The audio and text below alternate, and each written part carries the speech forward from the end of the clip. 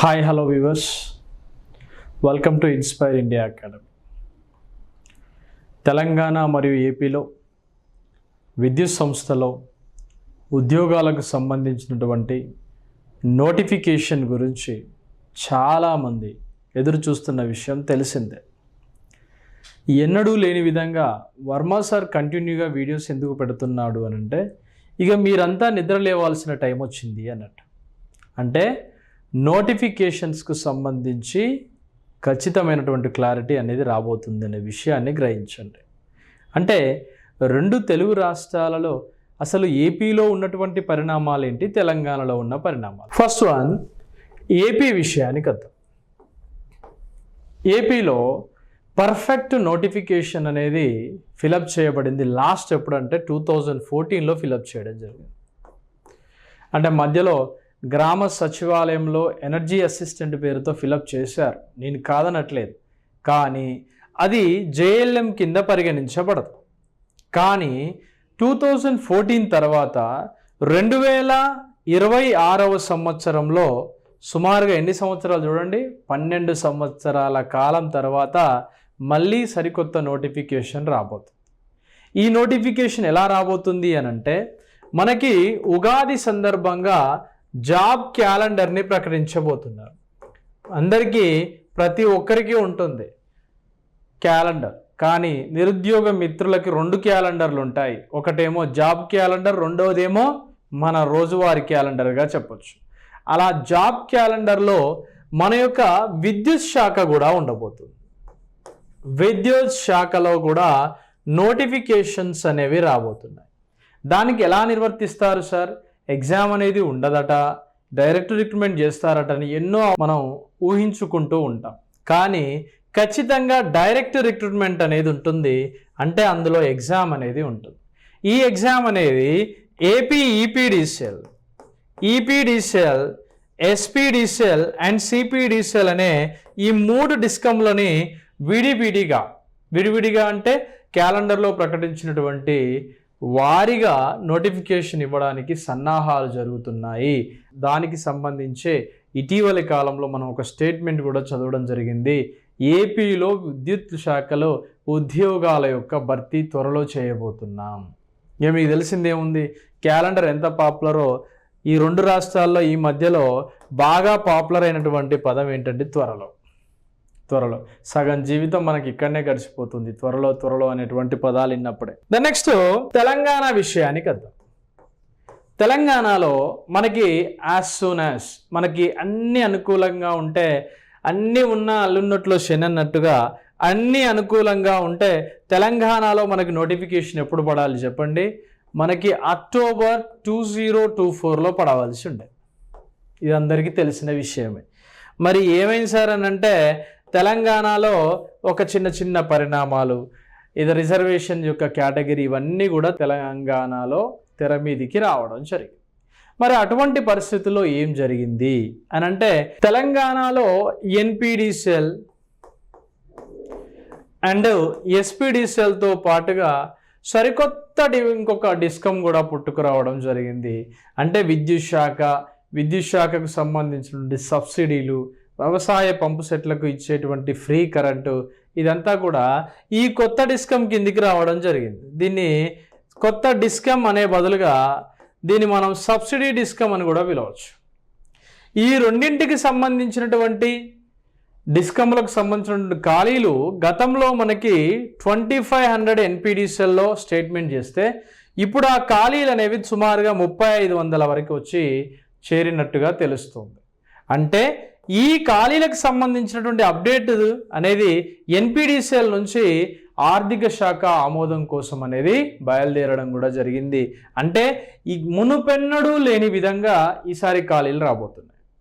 దీని మీద ఏం జరిగింది అంటే, ఒక కామన్ ఎగ్జామ్ అనేది కండక్ట్ చేయాలనుకున్నారు. ఇది ఎన్పిడిసిఎల్, ఎస్పీడీసీఎల్ మరియు కొత్తగా వచ్చిన డిస్కమ్ మరియు ట్రాన్స్కోకు సంబంధించినటువంటి ఖాళీలను భర్తీ చేయడం కోసం ఒక కామన్ ఎగ్జామ్ని కండక్ట్ చేయాలనుకున్నారు. కానీ దాని మీద కమిటీ వేశారు.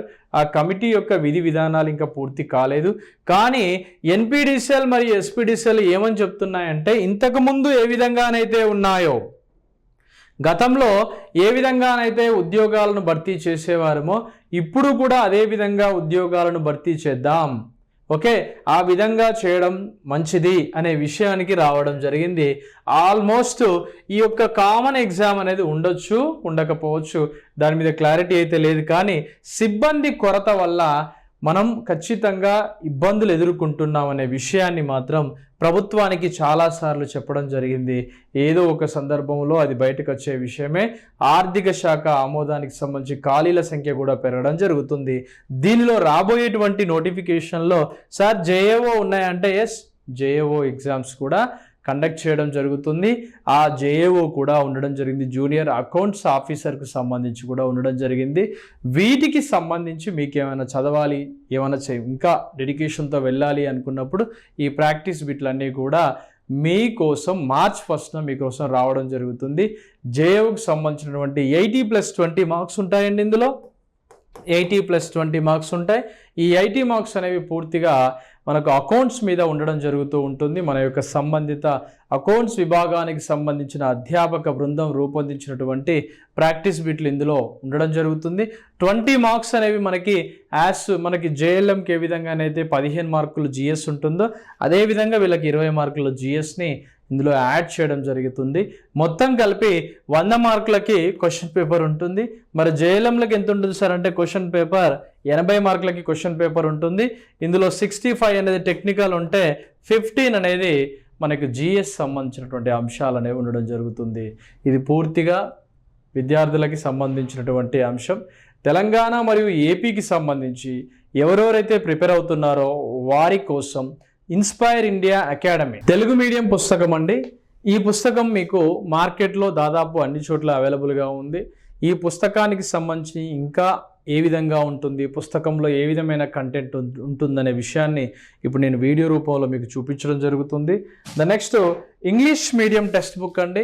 దీనికి సంబంధించి ఇంగ్లీష్ మీడియం టెక్స్ట్ బుక్ దీంతో పాటుగా అదనంగా మనకి ప్రాక్టీస్ పేపర్లు చేసుకునే విధంగా ఫ్రీ బుక్లెట్ కూడా అందించడం జరిగింది. ఈ 2 పుస్తకాలు మనకు మార్కెట్లో ఉన్నాయి.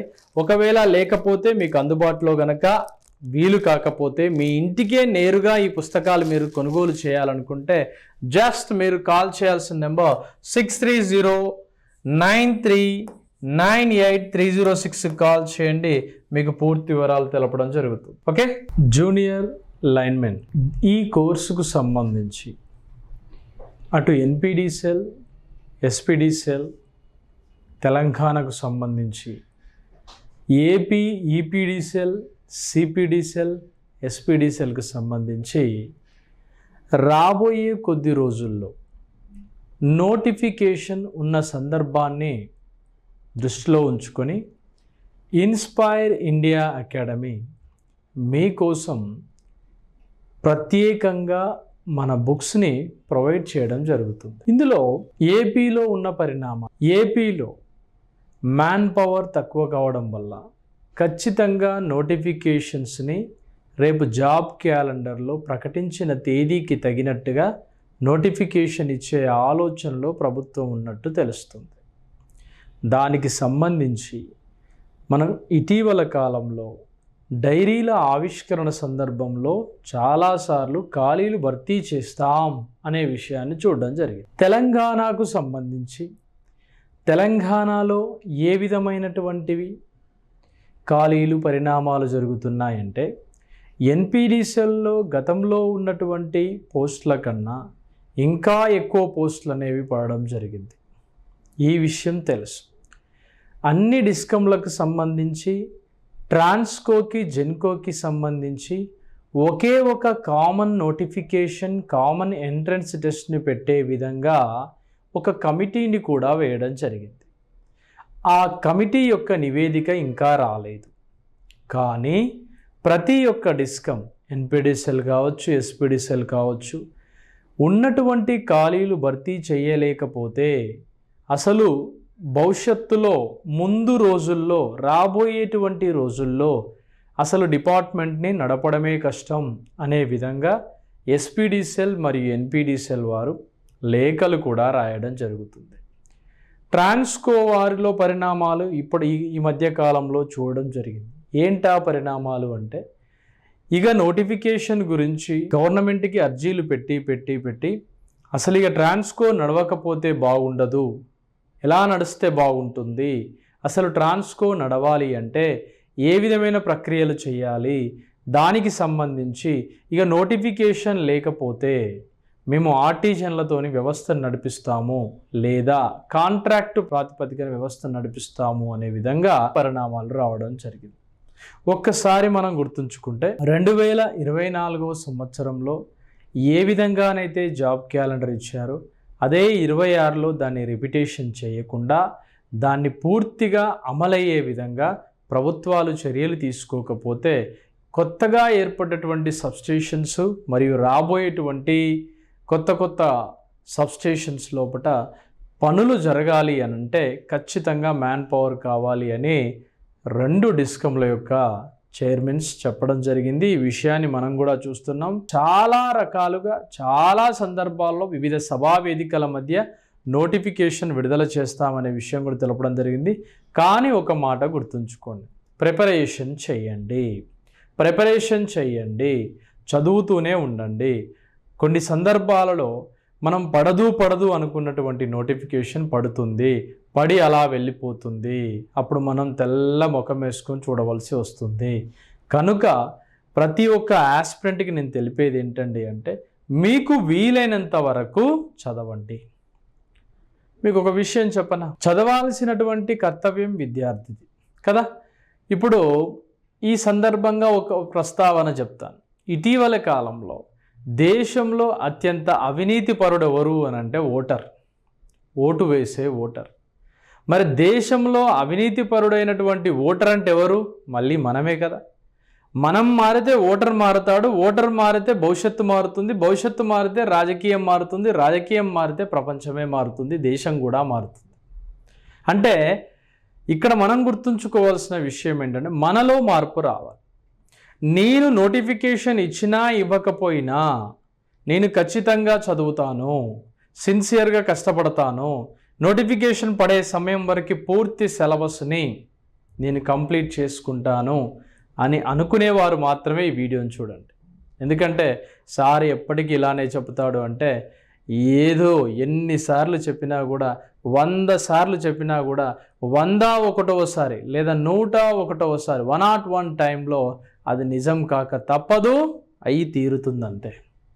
కాబట్టి ఇన్స్పైర్ ఇండియా అకాడమీ పబ్లికేషన్ తరపున వచ్చినటువంటి టెక్స్ట్ బుక్, ఈ బుక్లో పూర్తిగా దాదాపుగా 649 రూపీస్ ఉన్నటువంటి ఈ టెక్స్ట్ బుక్ని, ఈ 4th ఎడిషన్ టెక్స్ట్ బుక్ని మీకోసం అందించడం జరుగుతుంది.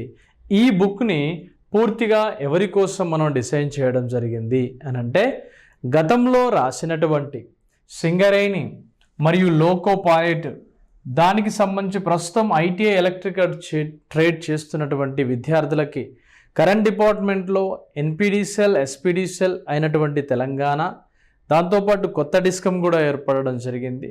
వీటితో పాటుగా ఆంధ్రప్రదేశ్లో ఉన్నటువంటి 3 డిస్కంలు ఎస్పీడీసీఎల్, సిపిడిసిఎల్, ఈపీడీసీఎల్కి సంబంధించి ఏ ఎంట్రన్స్ ఎగ్జామినేషన్లో ఒక ఐటీఐ మరియు డిప్లొమా స్థాయిలో రాయాలనుకున్న వాళ్ళందరికీ ఈ సిలబస్ అనేది చాలా వరకు ఉపయోగపడుతుంది. ఈ బుక్ని సుమారుగా 900 పేజెస్ వరకు దీన్ని నేను రూపొందించడం జరిగింది. సార్ ఇంత సబ్జెక్ట్ అవసరమా అంటే ప్రతి ఒక్క కంటెంట్, ప్రతి ఒక్క అప్డేట్ ఇన్ఫర్మేషన్ విద్యార్థులకి అందాలన్న ఉద్దేశంతో ఈ బుక్ని నెంబర్ ఆఫ్ పేజెస్గా రాయడం జరిగింది. ఈ పుస్తకానికి సంబంధించి కర్త, కర్మ, క్రియ, ఆల్ కాపీరైట్స్ అన్నీ కూడా ఇన్స్పైర్ ఇండియా అకాడమీకి సంబంధించి ఉంటాయి. ఎవరైనా జిరాక్స్ తీసిన ఎడల లేకపోతే ఇంకా ఏదైనా జరిగిన ఎడల దీని మీద మనం లీగల్గా యాక్షన్ తీసుకోవడానికి కూడా అవకాశం ఉండే విధంగా ఈ పుస్తకాన్ని నేను రూపొందించడం జరుగుతుంది. ఈ పుస్తకంలో ఏపీ, తెలంగాణకు సంబంధించి మొత్తం 24 టాపిక్స్ ఇందులో కవర్ అవుతాయి. అంటే సార్ ఇందులో 10 టాపిక్సే ఉన్నాయి కదా అని అనుకుంటే, ఇందులో మనం చూసేటువంటి ఈ 10 చాప్టర్సే మనకి మెయిన్గా ఎన్ని చాప్టర్స్కి సమానంగా ఉంటాయి అంటే 22 చాప్టర్స్కి సమానంగా ఉంటాయి. కేవలం ఎలక్ట్రికల్ వైరింగ్ యాక్సెసరీస్కి సంబంధించి ఇందులో కూడా ఉంటుంది, కానీ మీకు ప్రత్యేకంగా ఒక టాపిక్ తీసుకురావడం జరిగింది. అంటే కామన్గా మనం ఎలక్ట్రికల్ ట్రేడ్ ఐటీఐ చదివితే ఏ టాపిక్స్ అయితే ఉంటాయో ఆ టాపిక్స్ అన్నీ కూడా ఇందులో మీకోసం తీసుకురావడం జరిగింది. ఇది పుస్తకం యొక్క ప్రత్యేకత. టైటిల్ని మనం ఓపెన్ చేయగానే ఆ టైటిల్లో క్వశ్చన్లు చాలా వరకు ఏంటంటే థియరీ చదవడానికి భయపడే వాళ్ళు ఉంటారు. వారి కోసం నేనేం చేయడం జరిగిందంటే మీరు నాలెడ్జ్ని కొంచెం కొంచెం అర్థం చేసుకుంటూ ముందుకెళ్లే విధంగా వన్ ఆన్సర్ క్వశ్చన్ అంటే దాదాపుగా ఒక చిన్న చిన్న ఆన్సర్స్ రూపంలో సబ్జెక్ట్ని విడగొట్టి సుమారుగా ఈ యొక్క ఫస్ట్ యూనిట్లోనే దాదాపుగా ఒక 300 పైచీలకు వరకు సుమారుగా మీరు just only one word sentence విషయానికి వస్తే దీనిలో కేవీఎల్కి సంబంధించి అండ్ కేసీఎల్ మీద వచ్చేటువంటి ప్రాబ్లమ్స్ని కూడా దీంట్లో విద్యార్థులకి అనుకూలంగా ఉండే విధంగా దీంట్లో మనం ప్రొవైడ్ చేయడం జరిగింది. ఈ బుక్ యొక్క ప్రత్యేకత. రెండవది సుమారుగా చూడండి ఒకసారి క్వశ్చన్ ఆన్సర్ అంటే ఫ్యూచర్లో రాబోయేటువంటి ప్రశ్నలు కూడా ఊహించడం, భవిష్యత్తులో వచ్చినటువంటి ప్రశ్నలు కూడా ఇందులో యాడ్ చేస్తూ ఈ టెక్స్ట్ బుక్ని మనం రూపొందించడం జరిగింది. దీని తర్వాత 263 క్వశ్చన్స్ వాటి యొక్క ఎక్స్ప్లెనేషన్. దాని తర్వాత మనం టాపిక్లోకి వెళ్ళడం జరుగుతుంది. ఈ టాపిక్లోకి వెళ్ళిన తర్వాత కూడా ప్రతి ఒక్క లెసన్ చివర అవసరమైనటువంటి సందర్భంలో మామూలుగా డిఫరెన్స్ తెలిపే విధంగా చార్ట్ని కూడా ఎక్స్ప్లెయిన్ చేయడం జరిగింది.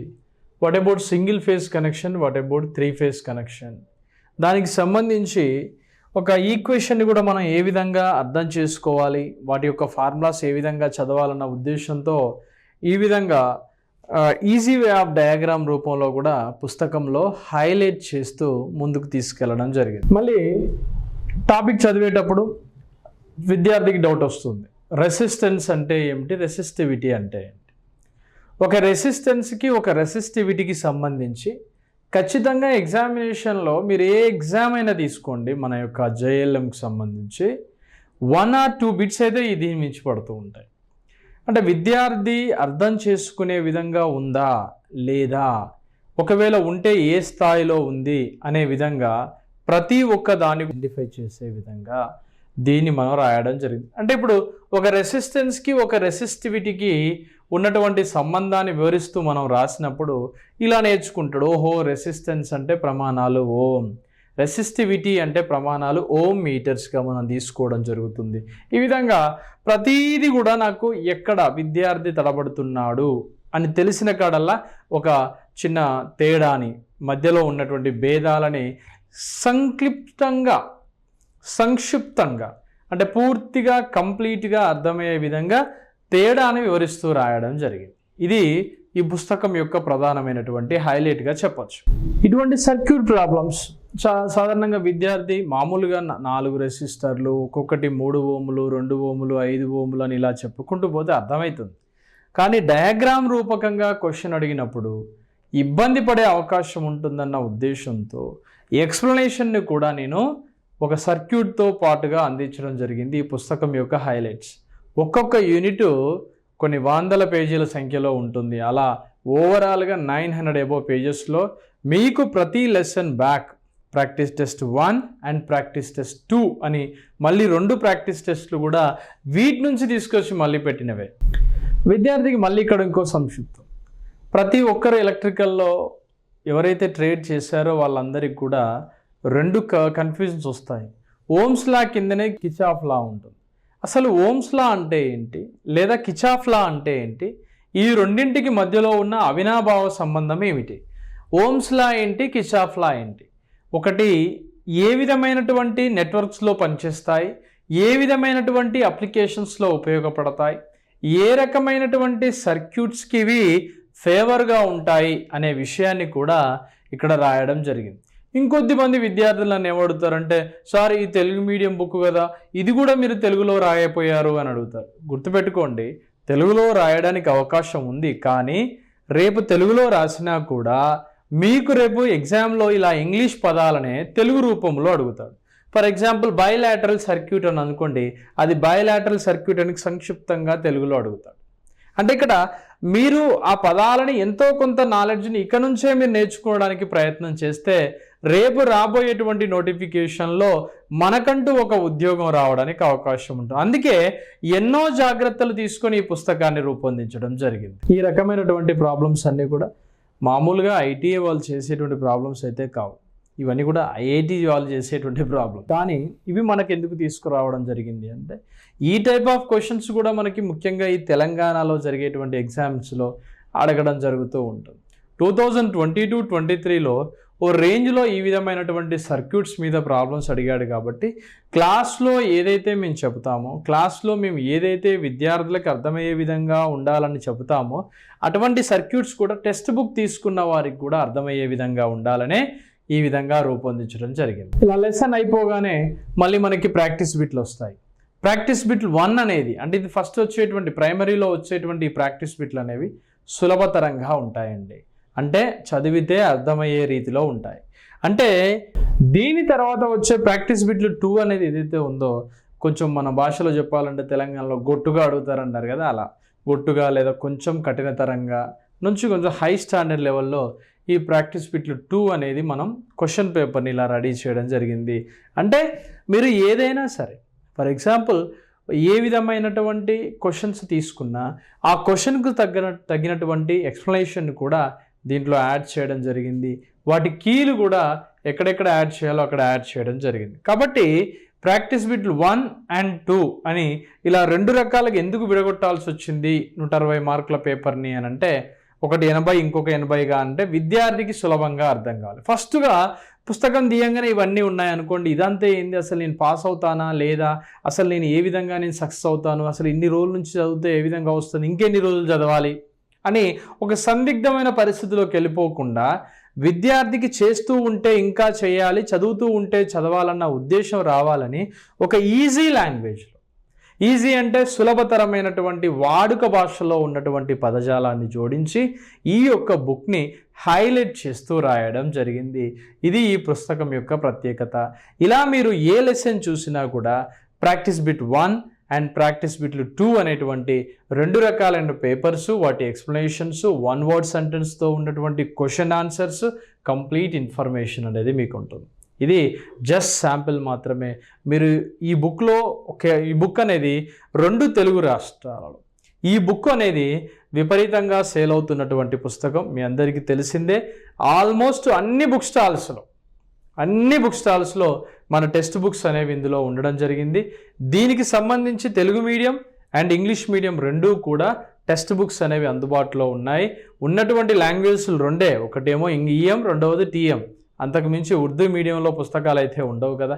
కాబట్టి ఈఎం అండ్ టీఎంలో మన ఈ యొక్క పుస్తకాన్ని మనం రాయడం జరిగింది. ఈ పుస్తకాలన్నీ కూడా ఓవరాల్గా అన్ని బుక్ సెంటర్స్లో ఉన్నాయి. ఒకవేళ అందుబాటులో ఉన్న బుక్ సెంటర్స్లో లేకపోతే జస్ట్ మీరు 6309398306 కాల్ చేయొచ్చు. మీకు బుక్స్, వాటి అప్డేట్ ఇన్ఫర్మేషన్ని మీకు తెలపడం జరుగుతుంది. Wish you all the best and good luck.